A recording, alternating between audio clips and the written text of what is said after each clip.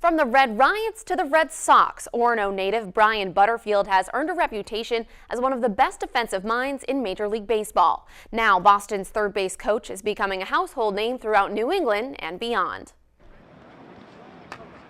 Tune into any Red Sox broadcast and you're bound to see Brian Butterfield. Often the first one at the ballpark, his reputation around the league a direct result of the countless hours he puts into preparation. And I think that's a lot of what we do is preparation, getting ready for the next series and helping the guys be prepared for our next opponent, that's all. He worked his way up the ranks, including stops in the Yankees minor league system and a long tenure in Toronto before the opportunity presented itself to come to Boston. I always dreamed about playing for the Red Sox, but the only stipulation, you got to be good enough to play for the Red Sox. So I'm doing second best. I'm in the most passionate region in our country. I love Boston sports. I love this organization, and it's where I want to finish my career.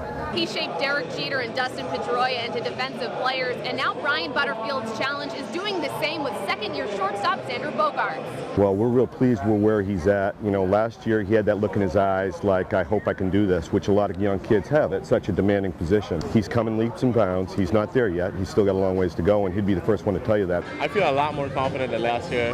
Sometimes last year, after you make a few errors, you'll be nervous. You wouldn't want the ball hit to you to make another one. But I think with the experience and confidence and just making all the plays, that's just been helpful for sure. Derek Jeter was going to be a great player regardless of what anybody did with him, and Dustin Pedroia is the same way. So I'm blessed to be around great people and try to stay out of their way. But, you know, I'm there if they need me, and I'm in their eyes, and I know what they're doing when they're doing it well, and I know what they're doing when they're not doing it quite as well.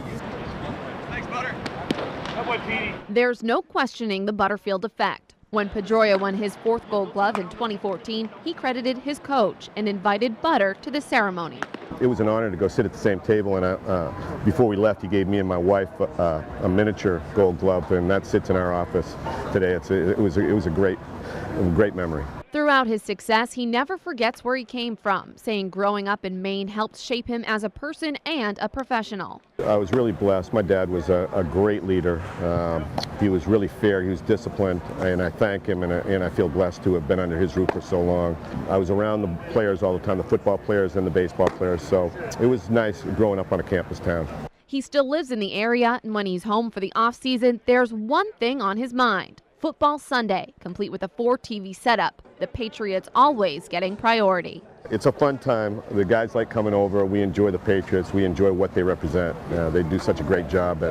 They've been one of the most successful franchises in all of sports for over the last 15, 20 years. We enjoy getting fired up. We enjoy getting nervous and getting the sweaty palms just like we do when we compete. So it does, in a way, it winds me down. It's a nice getaway from what we do for 7, 8 months here. There is a rule about football Sundays, no baseball talk. The first time Maine assistant coach J.P. Pine got the invite, he couldn't wait to talk shop with Butterfield, which Pine says got him kicked out. He says when he got invited back a few weeks later, he sat down and kept his mouth shut.